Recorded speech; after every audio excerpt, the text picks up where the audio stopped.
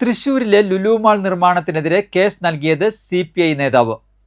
CPI Varantharappilly മുൻ local secretary TN മുകുന്ദനാണ് പരാതി നൽകിയത്. പരാതി വ്യക്തിപരമായാണെന്നും പാർട്ടിക്ക് അതിൽ പങ്കില്ലെന്നും മുകുന്ദൻ പറഞ്ഞു. താൻ പാർട്ടി അംഗമാണ്.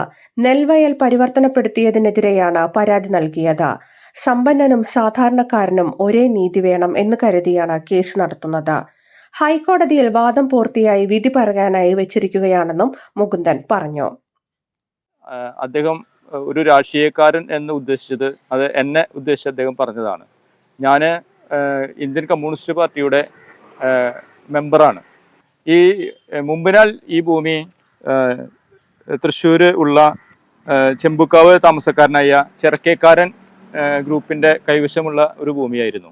ഈ ചെറക്കേക്കാരൻ ഗ്രൂപ്പുകാർ ഈ ഭൂമിയിൽ വയൽഭൂമിയിൽ നിന്നും ജിയോളജി അനുമതിയോടുകൂടി കളിമണ്ണ് ഖനനം ചെയ്യുന്നത് ഞാൻ കണ്ടെത്തുകയും അതിനെ തുടർന്ന് ഞാൻ പരാതി കൊടുക്കുകയും ജിയോളജിയുടെ പെർമിറ്റ് റദ്ദ് ചെയ്യുകയും 2001 മുതൽ 2005 വരെ കൊടകര ബ്ലോക്ക് പഞ്ചായത്ത് അംഗവും അവസാന 18 മാസം പ്രസിഡന്റുമായിരുന്നു മുകുന്ദൻ.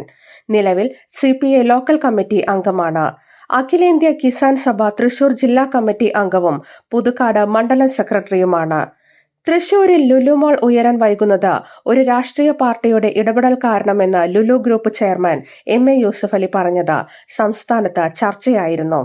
2.5 വർഷം മുൻപ് പ്രവർത്തനം ആരംഭിക്കേണ്ട മാളിന്റെ തുടർ പ്രവർത്തനവുമായി മുന്നോട്ടു പോകാൻ കഴിയാത്തത് ഒരു രാഷ്ട്രീയ പാർട്ടിയിലുള്ള ആൾ അനാവശ്യമായ കേസുമായി മുന്നോട്ടു പോകുന്നതിനാലാണെന്നും 3000 പേർക്ക് ജോലി ലഭിക്കേണ്ട വലിയ പ്രോജക്റ്റാണ് തൃശൂരിലെ ലുലു ഷോപ്പിംഗ് മാളിലൂടെ മുന്നോട്ട് വെച്ചതെന്നും യൂസഫ് അലി പറഞ്ഞു.